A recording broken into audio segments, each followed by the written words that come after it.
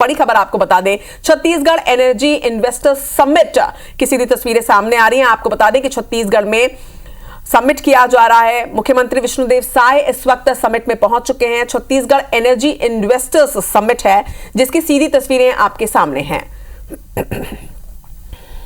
लोग प्लांट लगाएंगे और एनर्जी जो इससे अवेलेबल होगी, तो ये करीब 500 मेगावाट का टारगेट रखा गया है अगले 3-4 सालों में, जिसमें लगभग 2500 करोड़ का इन्वेस्टमेंट आएगा। इसी तरीके से पीएम कुसुम योजना है जिसमें कंपोनेंट ए है जो आधा मेगावाट से 2 मेगावाट तक के प्लांट लगाने का है। कंपोनेंट बी में जो इरिगेशन के सोलर पंप्स हैं उनको सोलराइजेशन का है, और कंपोनेंट सी में 2 मेगावाट 10 मेगावाट तक के भी प्लांट लगा सकते हैं। तो इसमें टोटल करीब 4100 करोड़ का इन्वेस्टमेंट संभावित है। और ये स्कीम सबसे अच्छी ये है कि हम इसमें काफ़ी ज़्यादा संख्या में एंटरप्रेन्योर डेवलप करेंगे। पहले की जितनी स्कीम थी वो सब बड़े बड़े उद्योगपति और पब्लिक सेक्टर लगाते थे। ये मैं समझता हूँ कि जिसका इन्वेस्टमेंट आधा मेगावाट प्लांट लगाने का 2 करोड़ का होगा और 2 मेगावाट या 10 मेगावाट लगाते हैं तो 10 मेगावाट भी लगाते हैं तो 40 करोड़ का होगा। तो इसमें काफ़ी संख्या में हमारे प्रदेश में एंटरप्रेन्योर डेवलप होंगे जो आगे चल के जो है बड़े उद्योगपति बनेंगे। इस तरीके का हम लोगों का प्लान है कि इसको आगे बढ़ाया जाए। उसी तरीके से एक बैटरी एनर्जी स्टोरेज सिस्टम है जो हमारे यहाँ छत्तीसगढ़ पहला स्टेट है जहाँ पे राजनांदगांव में ये एक 40 मेगावाट का बैटरी स्टोरेज प्लांट लगा है सिकी के साथ मिलके। और हमारा फ्यूचर प्लान है कि पीक पावर मीट करने के लिए करीब 2000 मेगावाट आवर का प्लांट लगाया जाए, जिसके लिए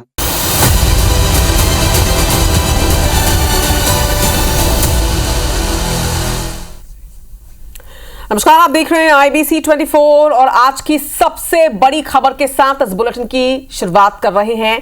पूर्व सीएम भूपेश बघेल के घर पर अलसुबह ईडी की टीम ने दबिश दी। छत्तीसगढ़ विधानसभा में भी ईडी की रेड का ये मुद्दा आज गरमाया रहा। गांधी प्रतिमा के नीचे कांग्रेस विधायकों ने बैठकर धरना प्रदर्शन किया, नारेबाजी की। राज्य सरकार के खिलाफ जमकर नारेबाजी हुई, हंगामा हुआ। यहां पर विधानसभा में कांग्रेस विधायकों ने नारेबाजी की थी। नारेबाजी के बाद कांग्रेस विधायकों को निलंबित किया गया था। निलंबन के बाद बाहर बैठकर गांधी प्रतिमा के नीचे बैठकर जमकर नारेबाजी की गई। सदन के अंदर भी ईडी की कार्रवाई का मुद्दा उठा रहा। तो लगातार आप देखिए, बजट सत्र जब से शुरू हुआ है उसके बाद से ही अलग अलग नेताओं पर ईडी की कार्रवाई को लेकर विपक्ष के नेताओं ने कई दफे हंगामा किया और आज एक बार फिर से छत्तीसगढ़ विधानसभा में ईडी का मुद्दा गरमाया रहा। निलंबित होने के बाद गांधी प्रतिमा के नीचे बैठकर किस तरह से राज्य सरकार के खिलाफ नारेबाजी की गई, ये 2 तस्वीरें देखिए। एक तस्वीर अंदर की जहां पर विधानसभा अध्यक्ष ने विधायकों को यह समझाया भी कि इस वक्त प्रश्नों का वक्त है, इसमें आप नारेबाजी ना करें, जिसके बाद निलंबन की कार्रवाई करने पड़ी। और निलंबन की कार्रवाई के बाद सभी विधायक गांधी प्रतिमा के नीचे बैठे, कांग्रेस विधायक, और उसके बाद जमकर नारेबाजी की गई। सरकार के खिलाफ जमकर नारेबाजी यहां पर की गई। दूसरी तस्वीरों में आप देख पा रहे होंगे विधानसभा में कांग्रेस विधायकों ने नारेबाजी की थी, जिसके बाद उनके ऊपर एक्शन लिया गया।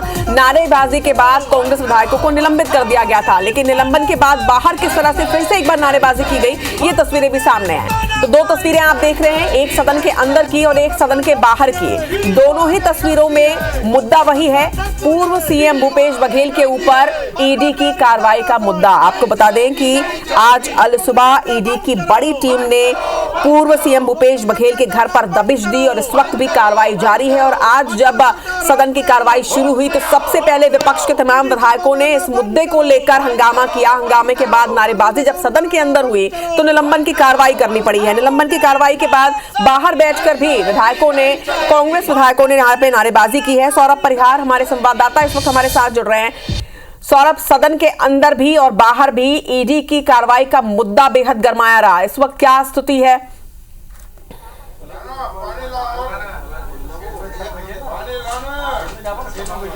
बिल्कुल, देखिए रचना, भूपेश बघेल के घर आज जो है सुबह से जो है ईडी का छापा चल रहा है। कई अधिकारी जो है उनके यहाँ पहुंचे हुए, और इतना ही नहीं, उनके जो है और करीबियों के यहाँ जो है ईडी का छापा पड़ा है। और अभी देखिए कि ये विधानसभा के जो नेता प्रतिपक्ष है चरणदास महंत के कक्ष में ये यहाँ पर जो बैठक चल रही है सभी कांग्रेस विधायकों की। इससे पहले कांग्रेस विधायकों ने आज पूरे जो है प्रश्नकाल में हंगामा किया और जो है सरकार के खिलाफ नारेबाजी कर रहे थे, ईडी के खिलाफ नारेबाजी कर रहे थे। और देखिए सारे विधायक अगर कहें तो यहाँ पर केवल भूपेश बघेल और चरणदास महंत बस नहीं है, बाकी सारे विधायक है। पूर्व मंत्री आप देखिए नीला भेड़िया है, उमेश पटेल है और तमाम और भी विधायक है, राम कुमार यादव है, निषाद जी हैं, भोलाराम साहू जी है और भी विधायक है। एक बार फिर से बातचीत करते हैं कि ये क्या कह रहे हैं। सबसे पहले जो है अटल श्रीवास्तव जी से बात करते हैं। अटल जी क्या कहेंगे?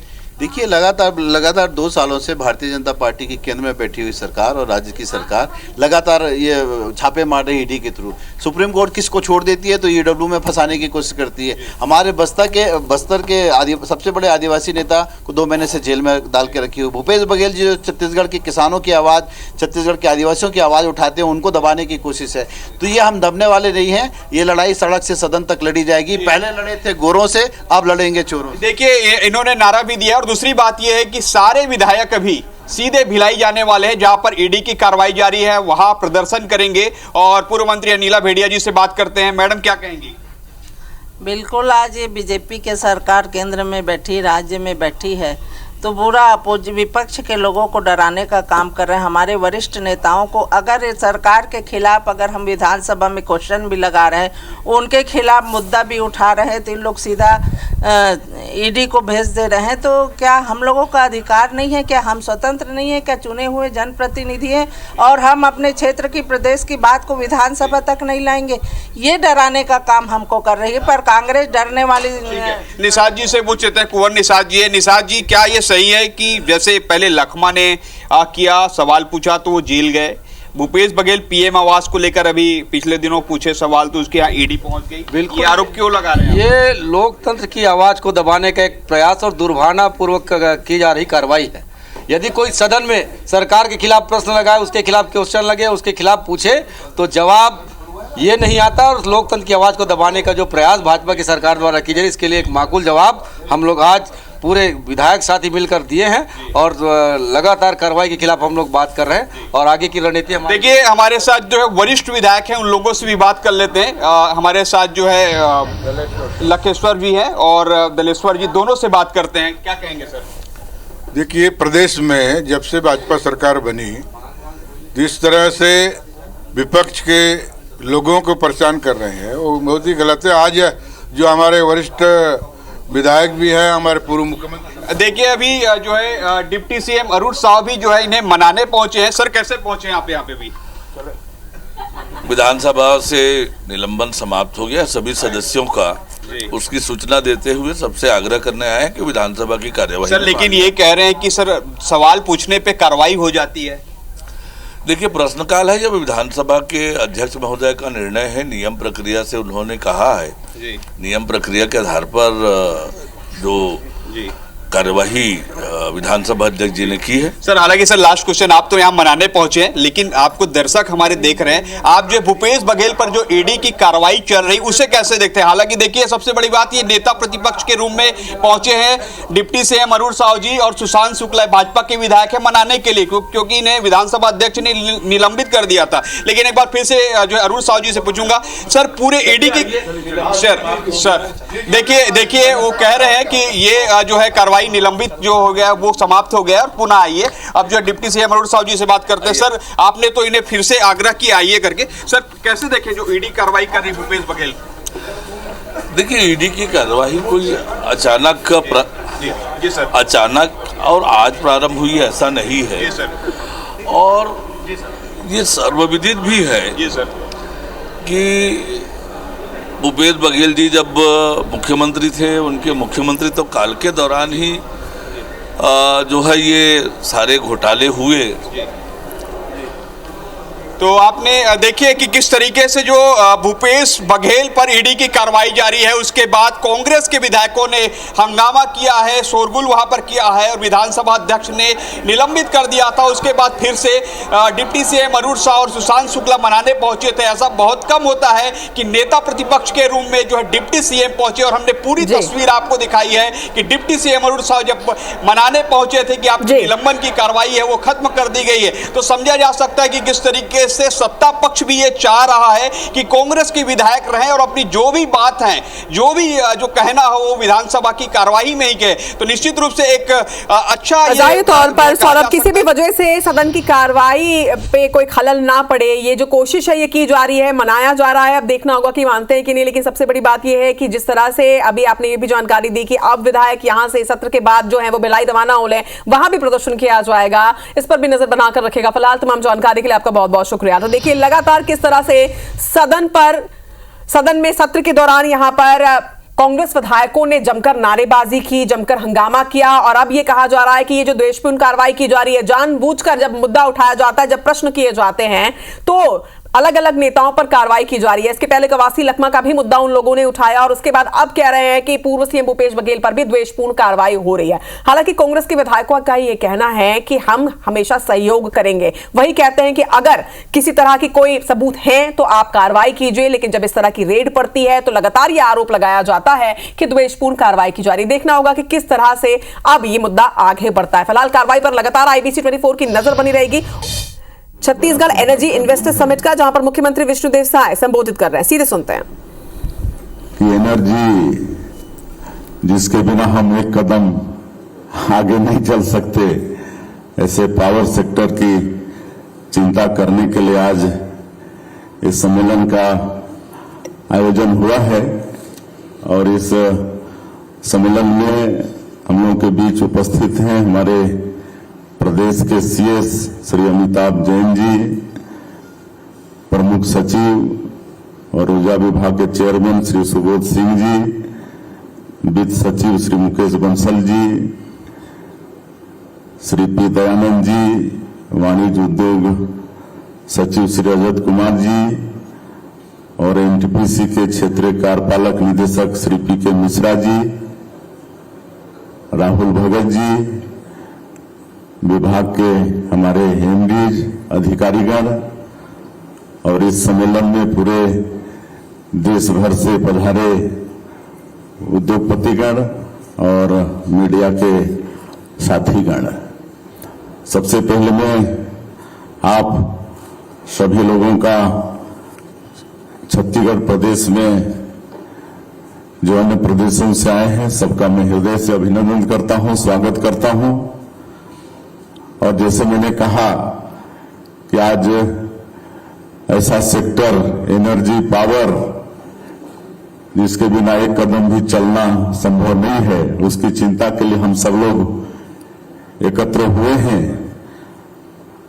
और छत्तीसगढ़ का सौभाग्य है कि छत्तीसगढ़ राज्य निर्माण के बाद से ही हम लोग इस मामले में बहुत धनी है। यहाँ पर सरप्लस बिजली है और यहाँ पर पावर जनरेट करने के लिए भगवान अच्छा वातावरण भी दिया है।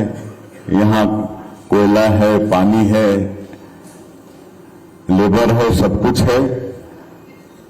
और आज जो प्रति व्यक्ति ऊर्जा की खपत है, राष्ट्रीय औसत है, उससे हम लोग बहुत बेहतर हैं छत्तीसगढ़ में। लेकिन जिस तरह से आगे लगातार बिजली की आवश्यकता होगी, क्योंकि लगातार परिवार बढ़ रहे हैं, कनेक्शन बढ़ेगा और भी क्षेत्रों में बिजली की खपत बढ़ेगी, तो हमारी सरकार आने वाले 10 वर्षों के लिए चिंता कर रही है। और उसी दिशा में आज का ये समिट भी यहाँ पर आयोजित है। और जो हम लोग यहाँ पर कर रहे हैं, और नई उद्योग नीति भी हमारे प्रदेश की आई है, नई उद्योग नीति वर्ष 2024-2030, और उसमें भी आप सबको मालूम ही होगा कि सिंगल विंडो क्लियरेंस सिस्टम से लेकर और बहुत कुछ उसमें बातें हैं। हमारे वाणिज्य उद्योग मंत्री लखन लाल देवांगन और उनकी पूरी टीम, रजत कुमार, सब लोग मिलकर बहुत अच्छे से नई उद्योग नीति लाए हैं। और उसमें स्किलिंग और रोजगार को भी प्राथमिकता हम लोग दिए हैं और आग्रह है उद्यमियों से कि स्किलिंग भी कराएं और रोजगार भी ज्यादा दें और 1000 करोड़ का इन्वेस्ट या 1000 आप रोजगार देते हैं तो 20 लोग से लाभान्वित होंगे। इस तरह से हमारी नई उद्योग नीति में है। तो आज आप पूरे देश से यहाँ पर पावर सेक्टर के उद्योगपति पधारे हैं और आज ये भी हुआ है हमारे एनटीपीसी, अदानी ग्रुप और लोगों के साथ। उनका सबका स्वागत है, बहुत बहुत अभिनंदन करते हैं। आप सब लोग आइए, हमारी सरकार, हमारा विभाग आप लोगों को हर तरह से मदद पहुंचाने के लिए सदैव तत्पर रहेगा। और आज विभिन्न सेक्टर में एमओयू हुआ है, thermal power, nuclear power, green energy, सब तरफ हुआ है। तो सभी ऐसे जिनके साथ एमओयू हुआ है सबका बहुत बहुत अभिनंदन है, स्वागत है। और जिस तरह से हमारे प्रधानमंत्री जी का भी ग्रीन एनर्जी में बहुत ध्यान रहता है, चिंता रहती है, तो उस दिशा में भी छत्तीसगढ़ आगे बढ़ रहा है। लेकिन थोड़ी यहाँ पर दिक्कत हुई है सोलर के क्षेत्र में। जैसे हमारे सीए साहब ने कहा कि यहाँ की आधी जमीन तो फॉरेस्ट है, फिर खेती भी करना है, पानी भी है, तो उसके लिए कम जमीन उपलब्ध होती है। फिर भी यहाँ पर पंप स्टोरेज पावर इसकी बड़ी गुंजाइश है, जैसे भौगोलिक स्थिति है तो उसमें भी एमओयू हुआ है। तो कुल मिला के ये अच्छा संकेत हमारे प्रदेश के लिए है। और चूंकि विस्तार से हमारे सुबोध कुमार सिंह बता चुके हैं एनर्जी के सेक्टर में क्या क्या हम लोग करने वाले हैं, इसलिए मैं उन सबकी पुनरावृत्ति नहीं करते हुए मैं सारे देश भर से आए उद्योगपतियों का फिर से अभिनंदन स्वागत करते हुए, और सब आप लोग आइए, इन्वेस्ट करिए। हमारी सरकार, हमारा एनर्जी डिपार्टमेंट आप लोगों के सहयोग के लिए सदैव तत्पर रहेगा। बहुत बहुत धन्यवाद। जय हिंद, जय भारत, जय छत्तीसगढ़। बहुत बहुत धन्यवाद माननीय मुख्यमंत्री महोदय। और निश्चित तौर पर आपकी विजनरी और आपकी योजना के अनुरूप ही छत्तीसगढ़ का ऊर्जा विभाग निरंतर कार्य।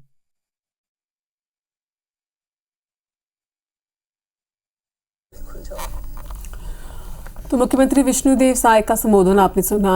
मुख्य सचिव अमिताभ जैन भी इस एनर्जी इन्वेस्टर समिट में शामिल हुए हैं। राजधानी रायपुर में इसका आयोजन किया जा रहा है। एनर्जी इन्वेस्टर समिट की सीधी तस्वीरें आप देख रहे हैं। इन्वेस्टर्स के साथ मुख्यमंत्री विष्णुदेव साय चर्चा भी करेंगे। मुख्य सचिव अमिताभ जैन भी इसमें शामिल है। एनर्जी के सेक्टर नई ऊंचाइयों को छूने के लिए तैयार है। छत्तीसगढ़ इसके लिए पूरी तरह से तैयार, ये उन्होंने अपने संबोधन में कहा। एनर्जी सेक्टर्स को बढ़ाने के लिए एमओयू भी माना जा रहा है कि इसे समिट के दौरान शेयर किए जाएंगे। तो ये तस्वीरें आप देख रहे हैं। इन्वेस्टर्स के साथ ये माना जा रहा है कि कुछ अहम चर्चा आज हो सकती है और छत्तीसगढ़ के विकास की दिशा में इसी इन्वेस्टर समिट के माध्यम से कुछ नए कदम उठाए जा सकते हैं। एमओयूज कुछ साइन हो सकते हैं। मुख्य सचिव अमिताभ जैन भी नजर आ रहे हैं तस्वीरों में। मुख्यमंत्री विष्णुदेव साय का संबोधन भी आपने सुना। इन्वेस्टर्स इसमें नजर आ रहे हैं। सीधी तस्वीरें आप राजधानी रायपुर में हो रहे छत्तीसगढ़ एनर्जी इन्वेस्टर समिट की देख रहे हैं।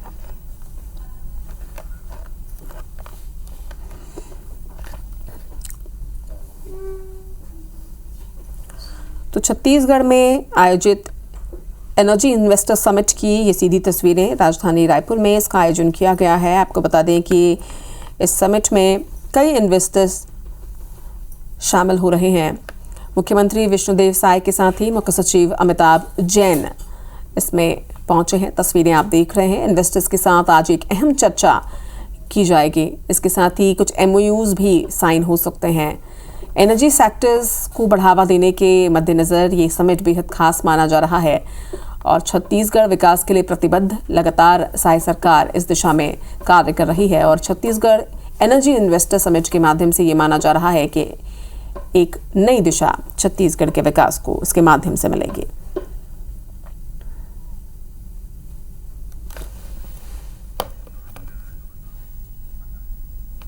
की ओर से एक नई दिशा निश्चित चेंज किया जा रहा है।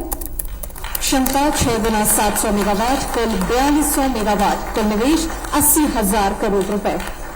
बहुत ही गौरवशाली ये क्षण जहां पर छत्तीसगढ़ एक बार पुनः ऊर्जा विभाग की ओर एक कदम आगे बढ़ते हुए और आगे बढ़ते ही हम पंप स्टोरेज आधारित जल राज्य शासन की ओर से श्री सुबोध कुमार सिंह जी, प्रमुख सचिव ऊर्जा विभाग एवं मेसर्स दयानंद जी, आप सभी से आग्रह कि कृपया मंच पर आए और अपना स्थान ग्रहण करें।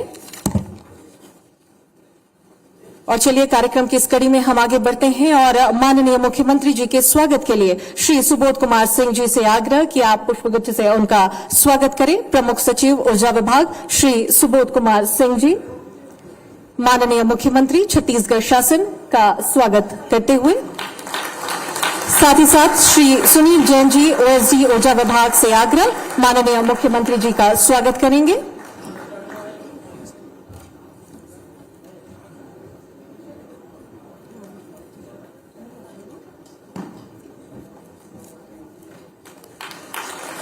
इनके बाद मुख्य सचिव छत्तीसगढ़ शासन श्री अमिताभ जैन जी के स्वागत के लिए श्री राजेश राणा जी सीईओ क्रेडा से आग्रह कि आप इनका स्वागत करें। मुख्य सचिव छत्तीसगढ़ शासन श्री अमिताभ जैन जी का स्वागत श्री राजेश राणा जी सीईओ क्रेडा द्वारा। इनके बाद श्री सुबोध कुमार सिंह जी का स्वागत करेंगे संजीव कटियार जी, प्रबंध संचालक उत्पादन। श्री सुबोध कुमार सिंह जी प्रमुख सचिव ऊर्जा विभाग का स्वागत संजीव कटियार, प्रबंध संचालक उत्पादन। श्री मुकेश बंसल जी वित्त सचिव का स्वागत करेंगे श्री भीम सिंह कंवर जी, प्रबंध संचालक वितरण कंपनी। आपसे आग्रह श्री मुकेश बंसल जी वित्त सचिव का स्वागत श्री भीम सिंह कंवर जी द्वारा। श्री रजत कुमार जी सचिव वाणिज्य एवं उद्योग विभाग का स्वागत करेंगे श्री राजेश शुक्ला जी, प्रबंध संचालक पारेषण। श्री रजत कुमार जी सचिव वाणिज्य एवं उद्योग विभाग। श्री पीके मिश्रा जी क्षेत्रीय कार्यपालक निदेशक एनटीपीसी के स्वागत के लिए श्री नीरज वर्मा जी से आग्रह उत्पादन कंपनी। श्री नीरज वर्मा जी स्वागत करेंगे श्री पीके मिश्रा जी क्षेत्रीय कार्यपालक निदेशक एनटीपीसी। पी दयानंद जी सचिव का स्वागत करेंगे सुमित सरकार जी से आग्रह सीईओ सीबीडीए। आप स्वागत करेंगे पी दयानंद जी का।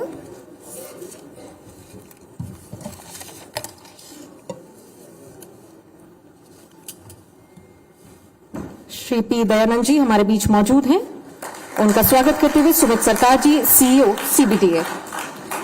बहुत बहुत धन्यवाद। और चलिए अब इस कार्यक्रम की कड़ी में हम आगे बढ़ते हुए ससम्मान हम मंच पर आमंत्रित यहां पर करेंगे, आग्रह करेंगे श्री सुनील जैन जी से IAS OSD energy government of Chhattisgarh. आप आए और अपना स्वागत उद्बोधन दें। सभी को मेरा नमस्कार। आज का दिन छत्तीसगढ़ राज्य के लिए ऊर्जा विभाग के लिए खास तौर पर एक गौरवशाली दिन है। आज के दिन के बाद छत्तीसगढ़ राज्य एनर्जी सेक्टर में अपनी नई ऊंचाइयों को प्राप्त करेगा। माननीय मुख्यमंत्री जी श्री विष्णुदेव साय जी ने कार्यभार ग्रहण करते के साथ ही इस बात को सुनिश्चित किया कि ऊर्जा की जो आवश्यकताएं हैं उनको पूरा करने के लिए भविष्य में जो मांग आए उसके संबंध में अभी से तैयारी प्रारंभ कर ली जाए, ताकि आने वाले समय में प्रदेश को किसी प्रकार के ऊर्जा संकट से न जूझना पड़े। उन्हीं के इस अभिनव प्रयास और उनके ये भविष्यगामी सोच के कारण आज का ये समिट संपन्न होने जा रहा है।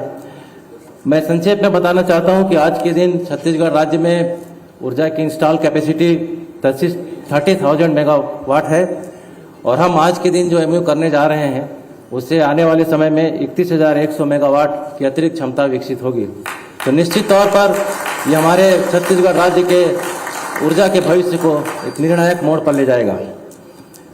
माननीय मुख्यमंत्री जी ने इस कार्यक्रम के लिए अपनी सहमति दी और अपने सुझावों से और अपने अवगत कराया, उनका मैं इस कार्यक्रम में हृदय से स्वागत करता हूं।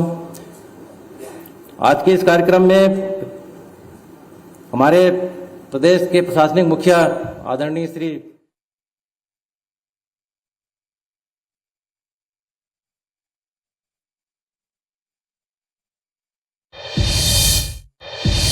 identified many PSPs across the states. Upper Bhavani PSP with an installed capacity of 1,000 megawatt allocated to Government of Tamil Nadu. Amba 800 megawatt, Kumbe 1,000 megawatt have been allocated by Government of Maharashtra. DPR is already in process. We have also identified PSP in Meghalaya, Odisha, Gujarat and Himachal Pradesh. And again, I am happy that today we are signing an MOU for development of Sikasir pump storage plant in Chhattisgarh state. I extend my heartiest thanks to Honorable Chief Minister sir and the whole team of Chhattisgarh for this kind support and encouragement. अंत में मैं यही कहना चाहूंगा कि जो हमारे विकसित भारत के टारगेट है given by our prime minister Narendra Modi by 2047, इसमें छत्तीसगढ़ के ऊर्जा के क्षेत्र में जो भी मुहिम है इसमें एनटीपीसी साथ मिलकर चलेगा। और ये हमारे चेयरमैन श्री गुरदीप सिंह साहब जो किसी कारणवश आज प्रोग्राम में नहीं आ पाए, उनके तरफ से मैं चीफ मिनिस्टर सर श्री साया सर को एंड पूरे टीम को धन्यवाद देता हूं उनके तरफ से एंड शुभकामनाएं देता हूं कि एनटीपीसी और छत्तीसगढ़ मिलके इस कंट्री के ऊर्जा क्षेत्र में और भी काम करेंगे। And by other than this investment, we are in also discussion with the state government and the state energy corporation for working in synergy for knowledge management, inventory and procurement and ash management. These are the issues where we can work jointly, even also biomass consumption in the state for the power generation, and we can take the state forward in this direction with the knowledge we have, and for the country, for the development of the whole country. Being Chhattisgarh, being an energy capital, I can say we have a lot of resources and we have a power surplus in the state. So whatever we do here, we are going to contribute to the GDP of the nation, and in turn we are contributing to the development of the country. Once again, I thank and I am happy to also say the plants what we have in Chhattisgarh like Lara and Korba and Lara, they are at number 2 and 3 position of NTPC throughout the country, which are in Chhattisgarh. And also I am happy to say all the plants in Chhattisgarh, whatever we have as utilized in this particular financial year, are more than 100%. So हम पूरी तरह से NTPC Chhattisgarh सरकार के साथ है। मैं honourable CM sir और सारे मंत्रीगण और जो हमारे सेक्रेटरीज हैं और गवर्नमेंट है, सभी को मैं धन्यवाद देता हूं पूरे एनटीपीसी की तरफ से, और पूरे आगे के सहयोग के लिए मैं वादा करता हूं। धन्यवाद। Thank you so much for your words sir. और अब हम आग्रह करेंगे मुख्य सचिव छत्तीसगढ़ शासन श्री अमिताभ जैन जी से, आप आए और अपना उद्बोधन दें। मुख्य सचिव छत्तीसगढ़ शासन श्री अमिताभ जैन जी। छत्तीसगढ़ राज्य के सम्मानीय मुख्यमंत्री जी श्री विष्णुदेव साय जी, भारत सरकार के पावर सेक्टर के पब्लिक सेक्टर अंडरटेकिंग्स के अत्यंत वरिष्ठ अधिकारीगण जो आज यहाँ पर इस कार्यक्रम में उपस्थित हैं, राज्य शासन के मेरे सहयोगी अधिकारीगण और आज के कार्यक्रम में पधारे आप सभी सम्मानीय अतिथिगण, हमारे लिए बड़े सौभाग्य का विषय है कि आज सम्मानीय मुख्यमंत्री जी के नेतृत्व में केवल एक सेक्टर, पावर सेक्टर में अगले 6-7 साल में 3 लाख करोड़ रुपए का इन्वेस्टमेंट फैसिलिटेट करने के लिए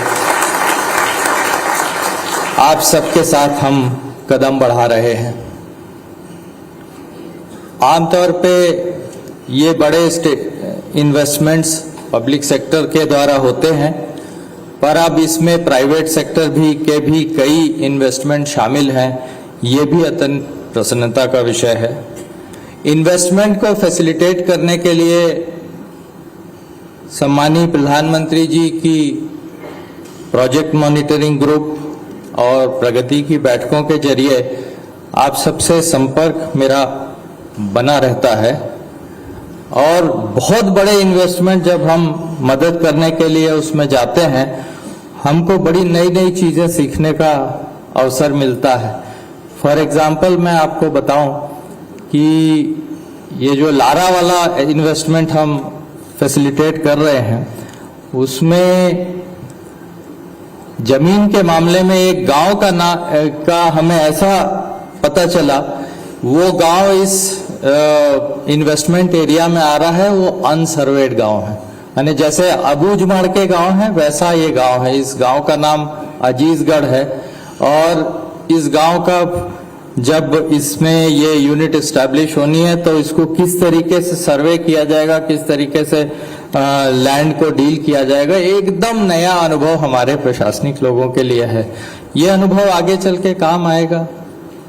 आज से 1 साल बाद जब माननीय मुख्यमंत्री जी के नेतृत्व में नक्सल समस्या समाप्ति की ओर रहेगी, तब और इन्वेस्टमेंट हमारे सदर्न पार्ट में बढ़ेगा। ये सारे अनुभव हमें काम आने वाले हैं।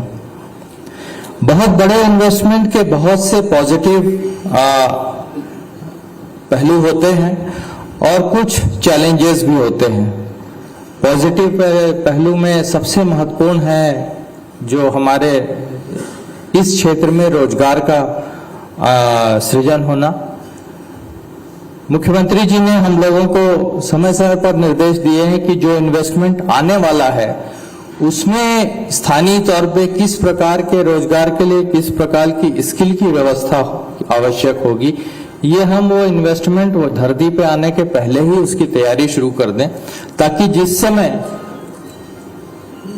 इस क्षेत्र में नौकरियां निकलें, हमारे स्थानीय लोग जो है पूरे भारत के लोगों से कॉम्पीट करके और बेहतर तरीके से वहां पर अपनी परफॉर्मेंस दिखा सकें। बड़े इन्वेस्टमेंट से उस इलाके में क्षेत्रीय विकास भी होता है। स्कूल्स, हॉस्पिटल्स, मार्केटिंग और अपॉर्चुनिटी फॉर इंटर्नशिप, ये सारा भी होता है। बड़े इन्वेस्टमेंट से वहां पर एक अलग तरह का संस्कृति का विकास होता है। जो पैरोकियलिज्म होता है वो नहीं होता है, वो कॉस्मोपॉलिटन सबको एक साथ लेकर चलने वाली संस्कृति का विकास होता है। और अगर हार्ड नट एंड बोल्ट में देखें तो एंसिलरी इंडस्ट्रीज के लिए अपॉर्चुनिटीज आती हैं। जो बड़ी कोल बेस्ड इंडस्ट्रीज हैं, इसके अतिरिक्त ये भी सुखद विषय है कि क्लीन एनर्जी का भी हम इसमें आगे बढ़ रहे हैं, सोलर और पंप स्टोरेज। तो हमारी जो दूसरे एसेट्स हैं उसका भी उपयोग हो रहा है। सोलर में पर्टिकुलर हमारे राज्य में एक छोटा सा चैलेंज ये आता है कि आधी जमीन तो वैसे भी जंगल की है, बची हुई आधी पे खेती भी करनी है, डेवलपमेंट भी करना है और लोगों को रहना भी है, जीवन यापन भी करना है।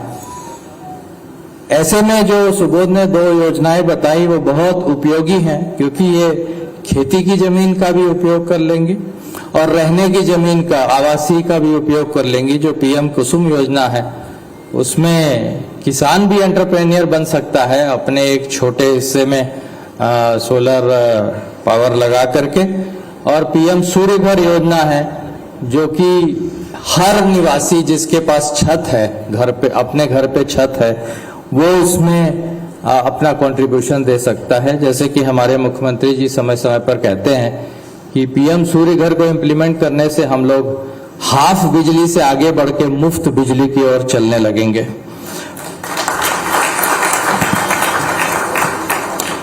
बड़े इन्वेस्टमेंट में चैलेंजेस भी हैं। जब हम कोल बेस्ड पावर प्लांट लाएंगे तो बहुत सी फ्लाई ऐश जनरेट होगी, उसको भी जमीन में ही डालना है। जमीन हमारे यहाँ बहुत कम है।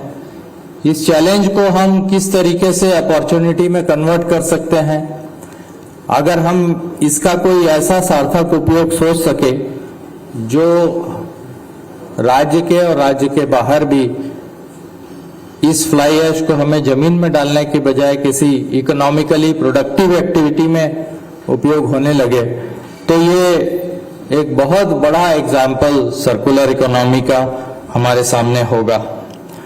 कुल मिला के इतने बड़े इन्वेस्टमेंट की तैयारी में सम्माननीय मुख्यमंत्री जी के नेतृत्व में हम सब लगे हैं और इससे संबंधित जितने भी पॉजिटिव एस्पेक्ट्स हैं और जितने भी चैलेंजिंग एस्पेक्ट्स हैं उन सभी को हम लोग एड्रेस करने के लिए तत्पर हैं।